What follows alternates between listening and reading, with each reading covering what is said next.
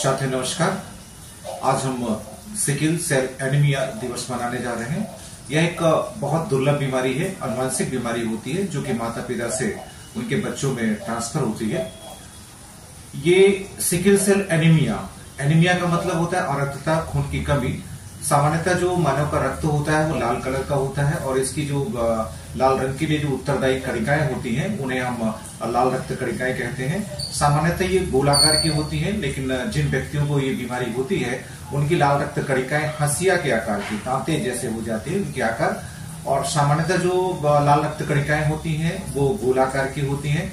लेकिन जिन व्यक्तियों को ये बीमारी होती है सिकिल सेल एनीमिया, वो आपस में चिपक जाती हैं और उनकी कोशिकाओं की लगातार मृत्यु हो जाती है। जैसे जो मरीज रहता है सिकिल सेल एनीमिया का, उसको कई बीमारियों का, कई संक्रमण का सामना करना पड़ता है।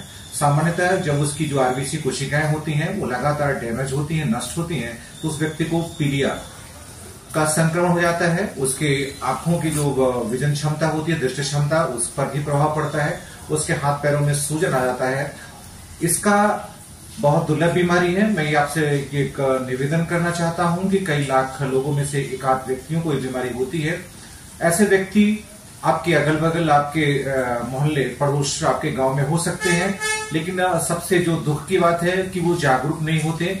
वर्तमान में हमारी भारत सरकार है वो विश्व स्वास्थ्य संगठन के साथ मिलकर विभिन्न राज्य सरकारों के साथ और जिला सरकारों के साथ एक समन्वय बनाकर इस बीमारी के उन्मूलन हेतु कार्य कर रही है। मेरा आपसे निवेदन है कि अगर आपको कहीं भी ऐसा कोई व्यक्ति समझ में आता है कि जो सिकिल सेल एनीमिया से प्रभावित है, ऐसा परिवार जो सिकिल सेल एनीमिया से प्रभावित है, चूंकि एक अनुवांशिक बीमारी होती है, अगर माता पिता किसी में भी है तो उनके बच्चों में ये ट्रांसफर होने की संभावना रहती है।